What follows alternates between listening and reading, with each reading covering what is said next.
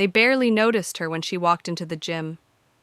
Dressed in a worn-out hoodie and baggy sweatpants, she didn't exactly blend in with the crisp uniforms and polished appearances of the younger athletes. A few glanced over, smirked, and returned to their stretches. One of them murmured under their breath, "She's probably lost." But Evelyn Reed wasn't lost. She had chosen this place, this day, this moment. In her early 40s, soft-spoken and modest, Evelyn didn't look like someone who belonged on a martial arts mat. Not to them, not at first glance. What they didn't know was that she had once trained with national-level grapplers in her youth, had dreamed of competing internationally, had even been invited to elite camps.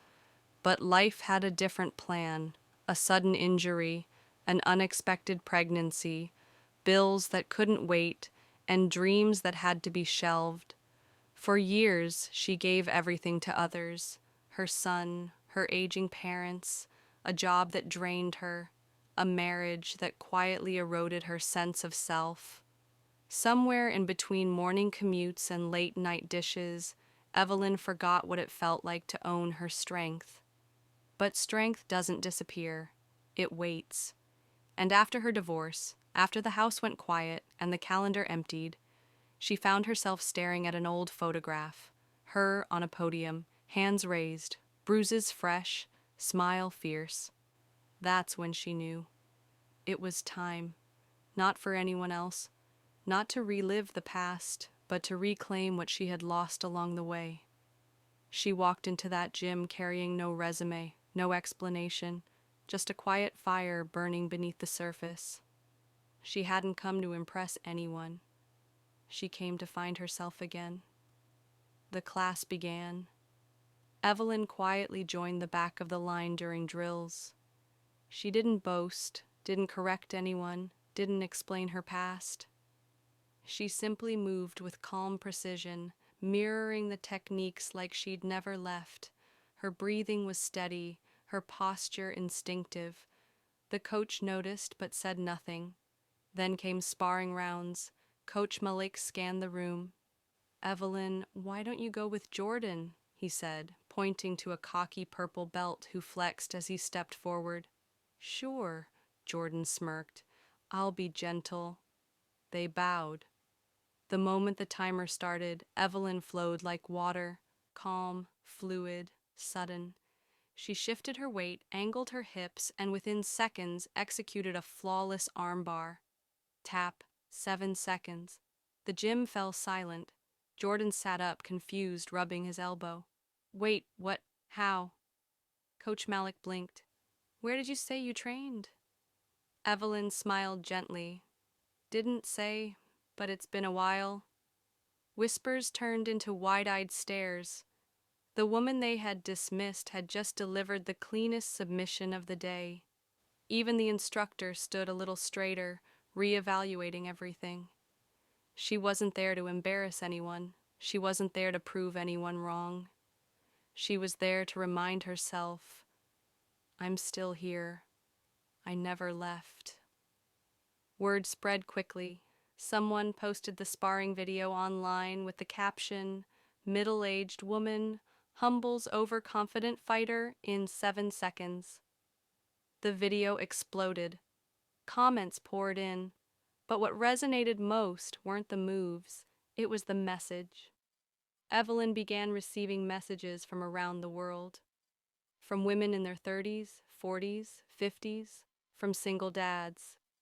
From nurses working night shifts, from veterans rediscovering purpose, from teenagers who felt unseen. They didn't care about the submission. They saw a woman who stood quietly in a space where no one expected her to win, and did. They saw someone who reminded them that it's never too late, that your story doesn't end when others stop reading. It ends when you stop writing.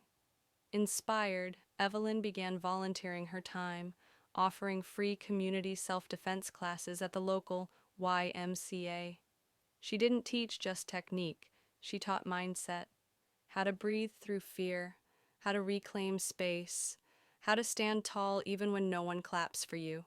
She taught resilience, recovery, and rising. Because real strength doesn't scream, it doesn't posture or pretend.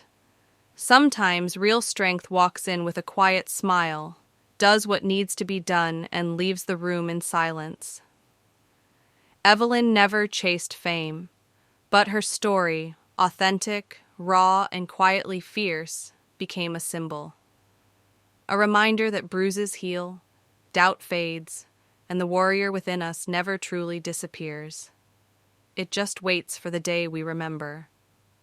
She was soon invited to speak at schools, women's shelters, corporate retreats, not as a martial artist, but as a symbol of reawakening. People didn't just want to learn to fight. They wanted to learn how to stop giving up on themselves. She would often say, "You don't have to be loud to be powerful. You just have to show up for yourself." One day, a young girl in one of her classes asked, "Were you ever scared?" Evelyn smiled, knelt down, and replied, "Every single time, but courage is doing it anyway." And that's what people carried home. Not just armbar drills, but the belief that even if life has knocked you down, you still get to stand up differently. Stronger, wiser, louder if you choose, or silently unstoppable. Because the quietest warriors often leave the deepest marks. So if this story stirred something in you, don't ignore it. Maybe it's your time now. Maybe your mat isn't in a gym. It's in your classroom, your workplace, your kitchen, your heart. Wherever it is, step onto it. And if they laugh, let them. Because sometimes the one they overlook is the one they'll never forget. Strength has no age, no costume, no warning. Sometimes it returns wearing a hoodie, ties a belt with quiet hands, and changes everything. If this story moved you, don't forget to like, share, and leave your thoughts in the comments. And for more inspiring stories like this one, subscribe to our channel, The Story Hub, and press the bell icon so you never miss a moment.